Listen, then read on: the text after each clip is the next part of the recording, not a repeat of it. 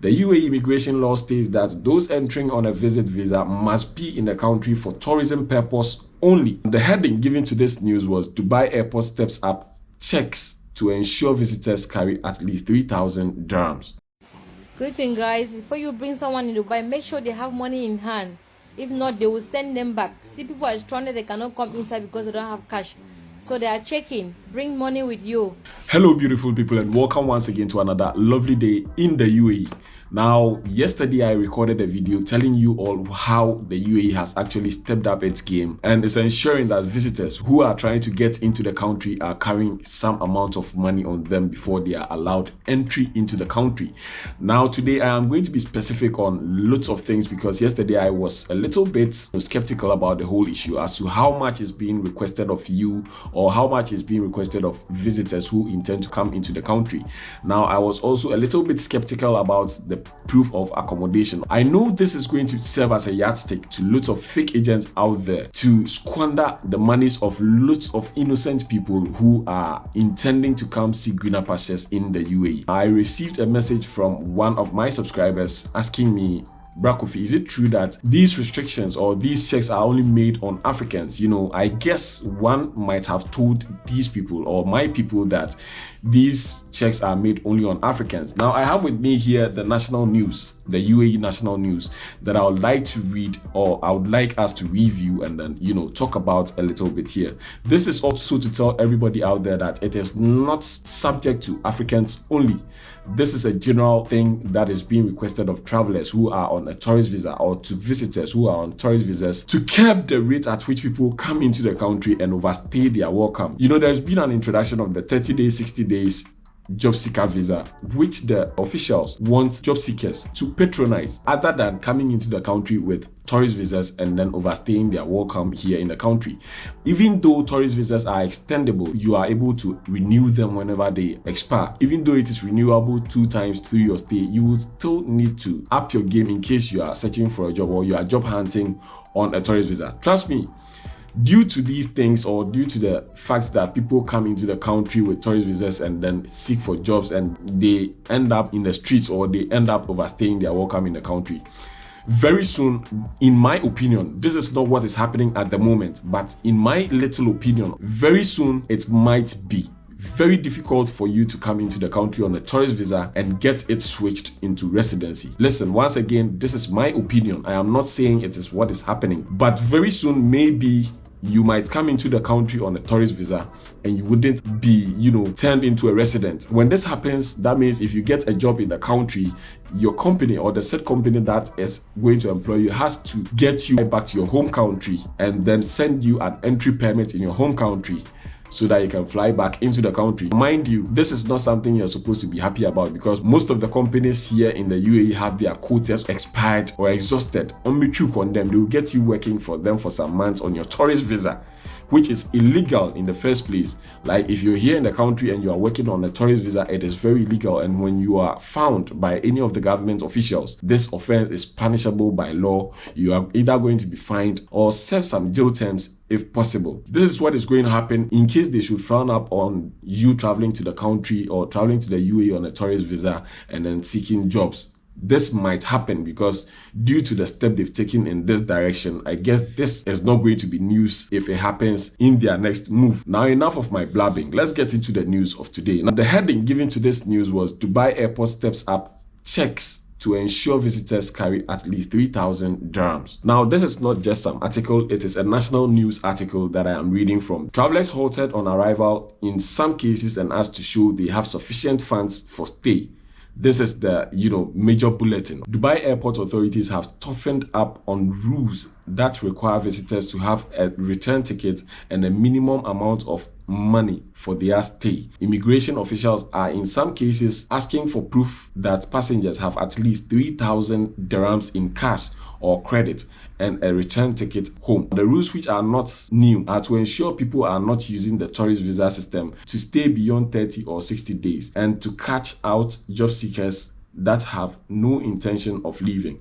The General Directorate of Residency and Foreigners Affairs, DDRFA, has not commented on the recent checks, but travel agents and passengers said authorities have asked travelers in some cases. The rules are very clear, and if the travelers have all the documents, then there should be no problem. UAE immigration rules state that visitors should also be able to provide a hotel booking or the address of a relative, though they are often only asked if immigration officials are suspicious. Afi Ahmad, a travel agent in India who services the UAE market, said the rules are clear. They must carry 3,000 to 5,000 dirhams in cash or have a credit or debit card to show enough balance to fund their stay, a return flight ticket, and a proof of residence, he said.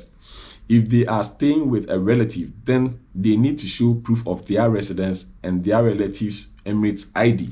Okay, yesterday I stated that they might need an Ejari. Not just that, if you have the person's Emirates ID, you can provide it, and if you have the person's address also, you can provide it, because most of us are not having Ejaris. We are being accommodated by our companies, and we could help in accommodating you in case you're coming.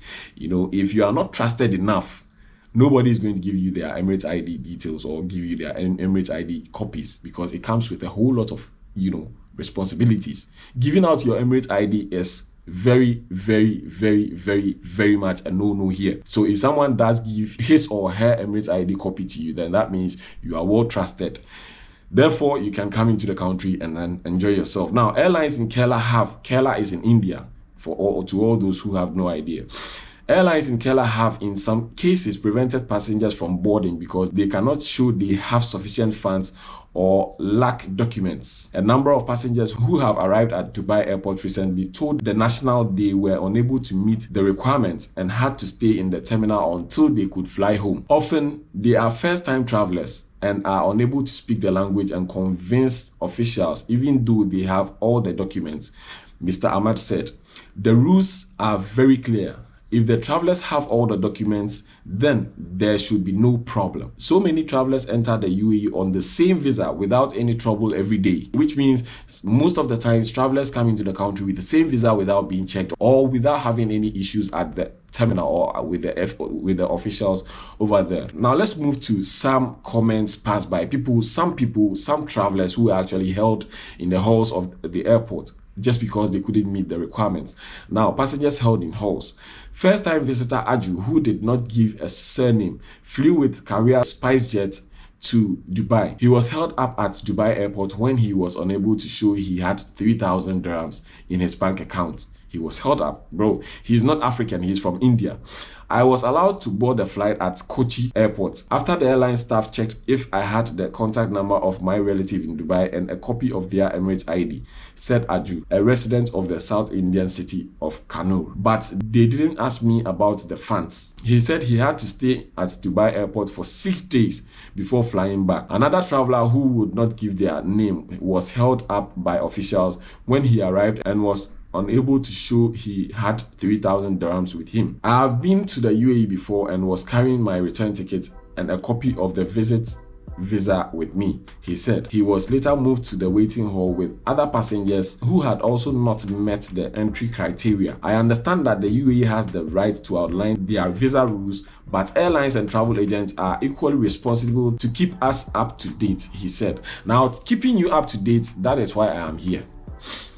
If they are able to keep you up to date from time to time, that means there will be no need for me to put up this channel in the first place. So I'm here to help. Now, he was at Dubai airport for 7 days before being able to return home. While some travelers were sent back, UAE immigration officials did allow those who were able to sort out the documentations correctly to enter the country, passengers said. The UAE immigration law states that those entering on a visit visa must be in the country for tourism purpose only. The UAE's immigration laws states that those entering on a visit visa must be in the country for tourism purposes only and not to look for employment. A special visa for job seekers was introduced in 2022. I have a video on that if you want to check up on the job seeker visas, you can check up on them in this video. The UAE 60 days multi-entry job seekers visa is to help attract young talent and skilled professionals find employment in the country.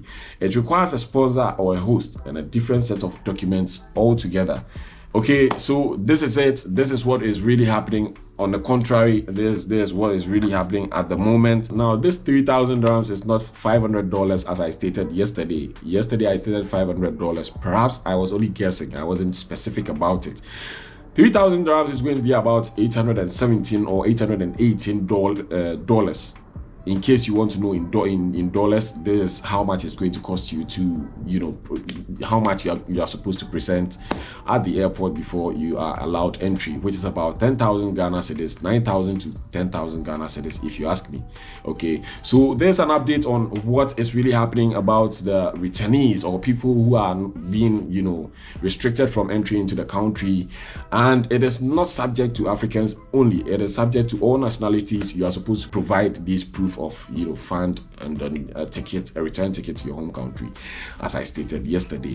So thank you so much for joining me on this one. Now, if you haven't subscribed yet, do want to hit on that subscribe button, be a part of the family, share for family and friends to have a feel of what we are doing here. Leave me a comment or a message under there, beneath there, and I'll come respond to them. Now, if you are a returning subscriber, I thank you so much for the love and support. I do appreciate you a lot. Leave me a like if you do like my videos, and you know what to do. Until we meet again, I hope you stay safe, stay out of trouble, and be good. See you on the next one.